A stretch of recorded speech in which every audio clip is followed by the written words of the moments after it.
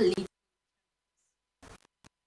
execution. House of Reps demand payment details from Accountant General, and federal government begins verification of disputed oil wells, gas fields in Niger Delta.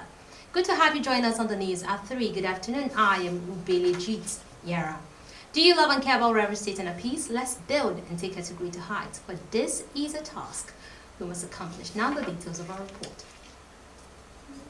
Rivers State Governor Sasimini Alai Fubara has credited the power of prayer for his survival during the political turbulence, with the intercessions from his people keeping him standing through the challenges. The governor spoke at St. Paul's Anglican Church of Popo Town, where he worshipped with his wife, Lady Valerie Fubara, and other stakeholders in what he described as a private but spiritually significant return to his home church. Tamino Barabi Blubo has the rest of the story. His visit coincided with the Church 2025 Harvest of Divine Possibilities and Thanksgiving celebration. Governor Fubara told them that without their prayers, it would have been difficult for him to survive the political turbulence. Describing the visit as a personal act of gratitude, the governor said he chose to worship quietly in Opopo to acknowledge God's role in his life and leadership. He thanked them for years of fasting and prayers for his survival, health and protection, insisting their sacrifice had brought divine answers, and he is starting the journey of governance again. So it's important I come to this church, which is my last hope, to say thank you quietly before the Almighty for the numerous things that He has always done, that He's still doing, that He will continue to do, not just in my life or the life of my family, but for this state and for Nigeria at large. Let me thank everyone for your prayers. We wouldn't have survived it without your prayers.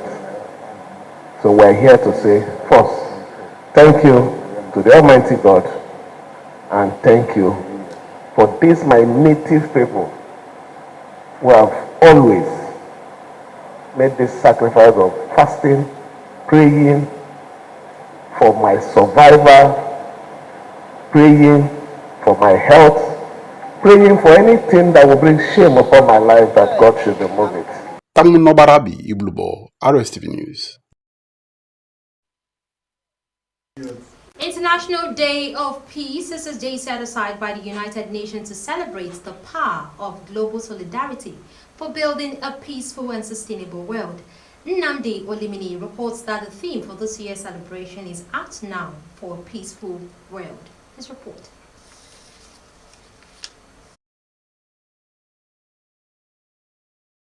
International Day of Peace commemorates the ideals of the United Nations to promote peace, end conflict, and foster global cooperation. The theme for this year's celebration emphasizes the urgent need for individual and collective action to promote peace and foster lasting change in a world marked by conflict and instability. Here in Rivers State, this year's International Day of Peace coincides with the return of Governor Siminalayi Fubara after 6 months of emergency rule. Governor Fubara, who has been widely acclaimed as an icon and ambassador of peace, did not hesitate to restate his continuous commitment to peace in the interest of Rivers State.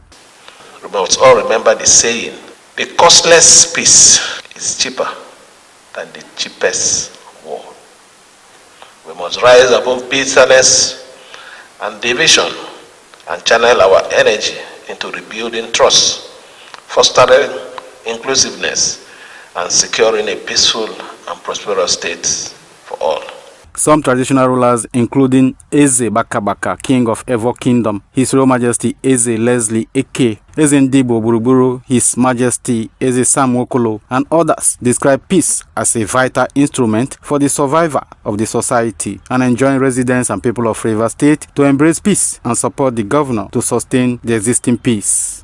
Everybody, like the Bible says, it says, live peaceably with all men, as much as lieth within you.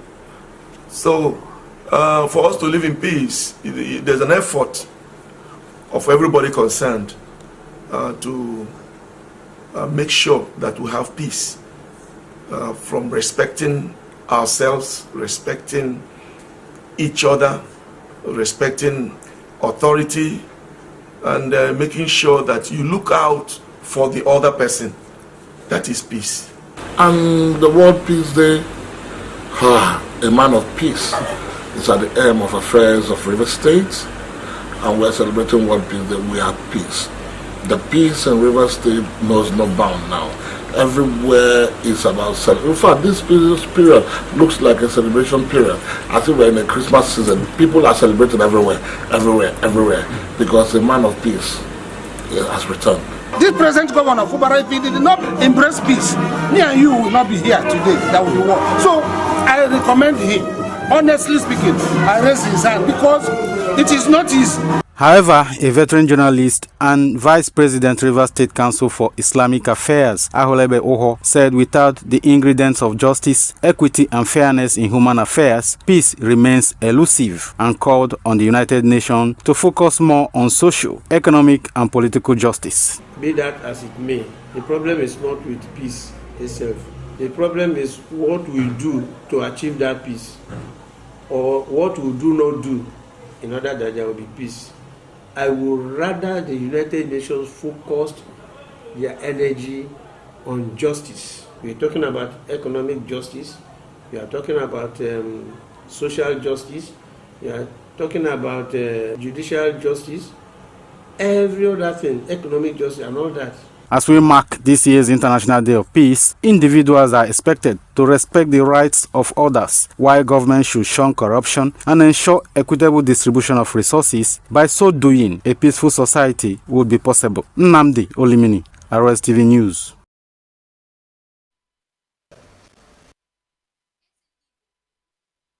His Majesty Eze Nwokolo has enjoined Igbos residing and doing business in Iche to remain peaceful, united, and promote the ideals of Igbo nation.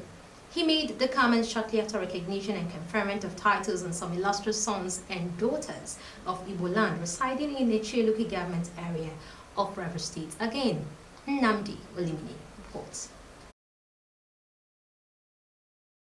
Eze Nwokolo, who described the exercise as a regular routine of his leadership, said the essence is to appreciate the recipients of these titles for their enormous contribution to the growth and development of Igbo land and its people, particularly those living in Iche. He expressed optimism that the recognition will spur them to do more in the service of God and humanity and advance the cause of Igbo people in Iche and Rivers State. The royal father noted that they cannot work and succeed alone without the support and cooperation of their kinsmen, and urged them to support each other to achieve set goals. We are encouraging them, thanking them for the good things that they are doing and to continue doing more, and to make sure we, the people in Iche, the Igbo people living in Iche, stay peacefully with the Aborigines, with the owners of the land, and make sure our people are not found in crime. Some recipients of the titles expressed appreciation to the king and Igbo people for the honor and recognition done them, describing it as a call to higher duties. They are sure that they will not disappoint, but do their best to protect and promote the interest and welfare of Igbo people living in Iche and Rivers State. As a different person, you need to live an exemplary life for people. Where is it going bad?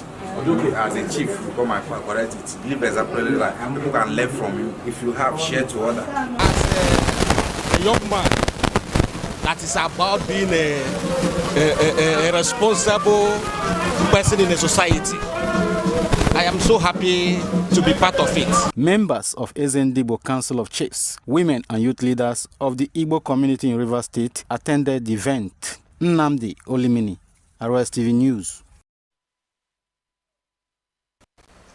Away from the states now, the presidency says President Bola Tinubu has no intention of remaining in office beyond May 28, 2031, if re-elected in 2027, affirming that he remains committed to democratic principles.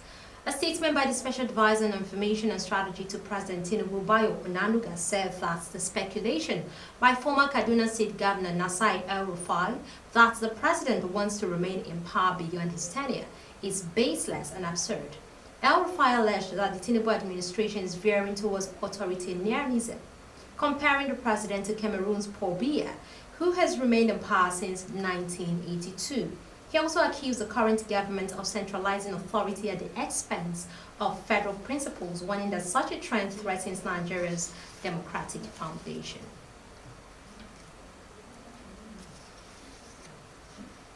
The House of Representatives has directed the Accountant General of the Federation, Shamsuddin Ogunjimi, to provide a detailed spreadsheet of payments made to contractors from the 2.4 trillion naira recently approved for project implementation. The Office of the Accountant General confirmed that about 2.4 trillion naira has been approved for payments. The Minister of Finance, Wale Edun, has also approved an additional 760 billion naira for warrants and cash backing, bringing the total to roughly 3.1 trillion naira. Deputy Speaker Benjamin Kalu, who chairs the ad hoc committee on budget implementation, said the committee will verify that payments correspond to legitimate and completed works that benefit citizens, stressing the need for transparency and verification from both government and contractors.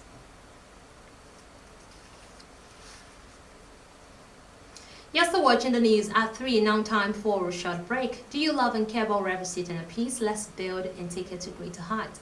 But this is a task we must accomplish. Ahead on the news, South Sudan former Vice President Riek Machar presented in a cage as high-stakes treason trial unfolds. And U.S. President Trump hails Charlie Kirk as martyr as thousands feel memorial service. Details of these and more when we return from the break. Please stay.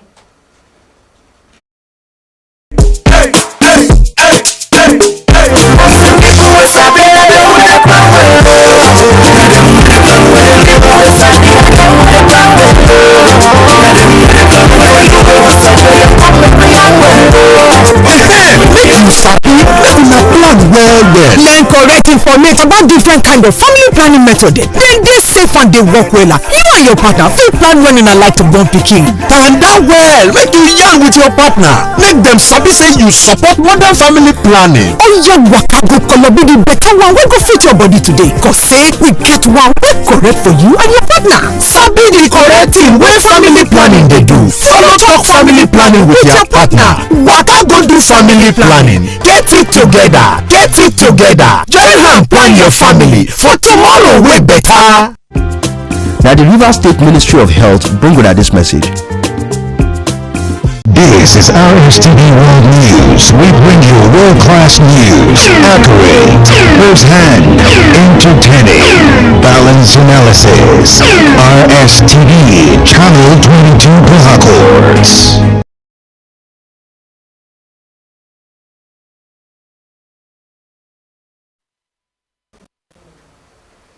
You're welcome back. Now the federal government has begun the verification of disputed and newly drilled crude oil and gas fields and wells in Niger Delta region.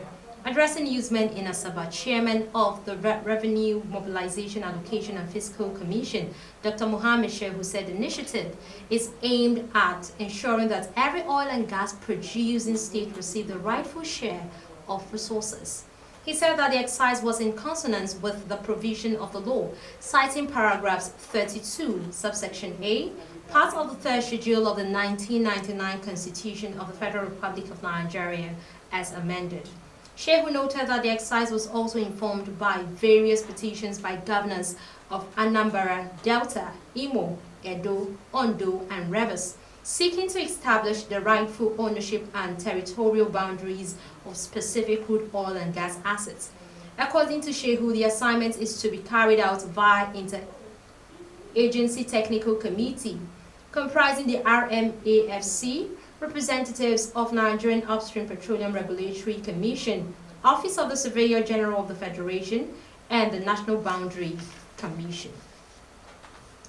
In another development, the federal government has revoked 1,263 mineral licenses after operators failed to pay their annual service fees. A move, officials says, is aimed at sanitizing the solid minerals sector and creating opportunities for serious investors. The affected titles will now be deleted from the Electronic Mining Cadastral System, EMC+, including 584 exploration licenses, 45 mining leases, 144 quarry licenses, and 470 small-scale mining leases. Announcing the decision, Minister of Solid Minerals Development Dr. Delia Lapé said that revocation was necessary to discourage speculators and strengthen transparency in the industry.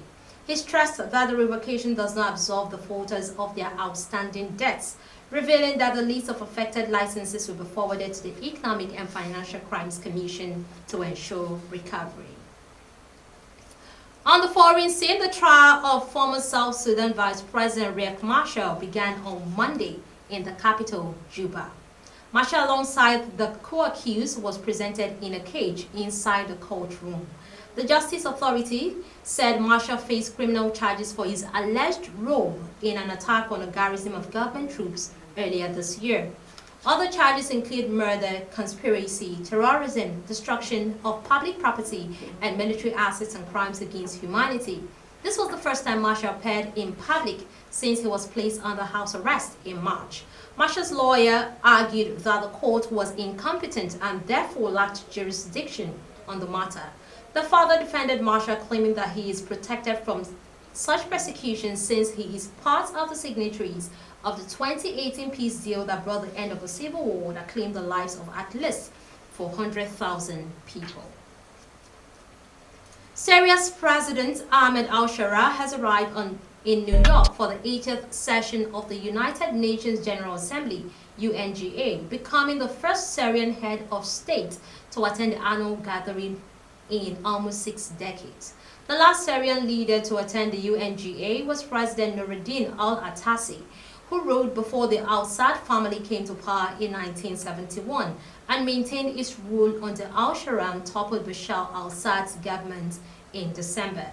Al-Shara arrived in New York leading a large delegation of Syrian officials in what state media described as a landmark trip. The symbolism of the visit was also significant because it is the latest milestone in the normalization of al-Shara and his government, who seized power in the country in a lightning offensive after spending more than a decade as a rebel fighter in northern Syria. Al-Shara had a meeting with United States President Donald Trump in May, the first such encounter between a Syrian president and a U.S. president in 25 years, at a summit of the Gulf Cooperation Council alongside Saudi Crown Prince Mohammed bin Salman. U.S. President Donald Trump has hailed the conservative activist Charlie Kirk as a great American hero and martyr during a speech to tens of thousands of mourners at a memorial service in Arizona. President Trump was the headline speaker at the packed event, which saw top officials from his administration, including Vice President J.D. Vance, praise Kirk's political legacy after he was shot dead on 10 September. Kirk's wife, Erica, delivered a tearful speech at the State Farm Stadium near Phoenix, in which she said she had forgiven her husband's alleged killer. But the U.S. president broke with her forgiveness message to say he disagreed with Charlie Kirk's view of wanting the best for his opponents. On the entertainment scene, a dramatic scene unfolded at the live eviction of Big Brother Naija Season 10, themed 1010, as a madman appeared on the stage. Let's join Victoria Dow. She tells us her report.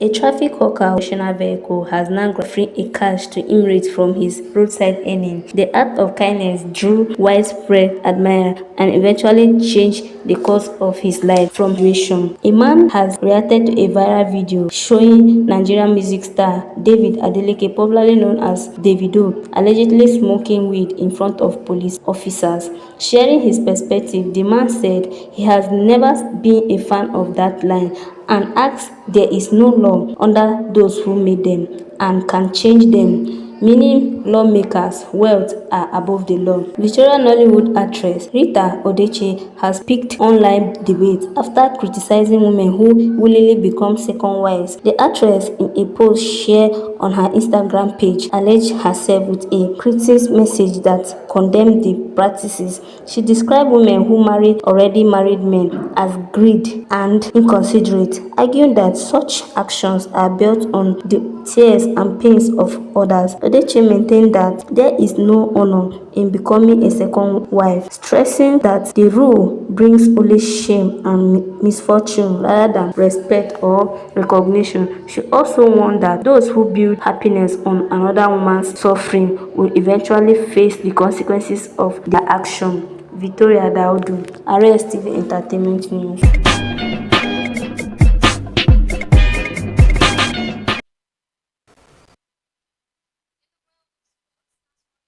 Madrid has praised his team for a remarkable comeback against Bielsa United, securing a 2-1 victory at the Samson Siasia Stadium. Ajadi Goodman tells us more.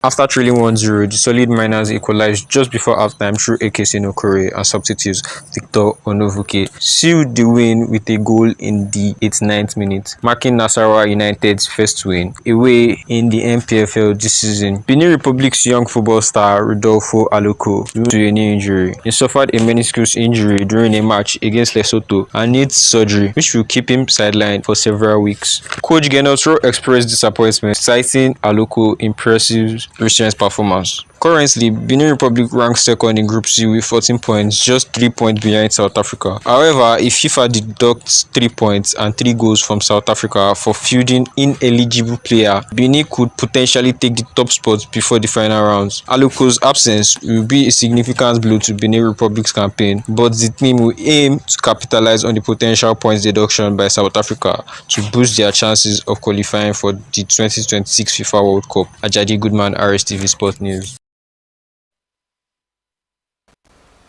Do you love and care about revisiting a piece? Let's build and take it to greater heights. For this is a task we must accomplish. That's it on the news at 3. Join us for more reports at 7:30 p.m.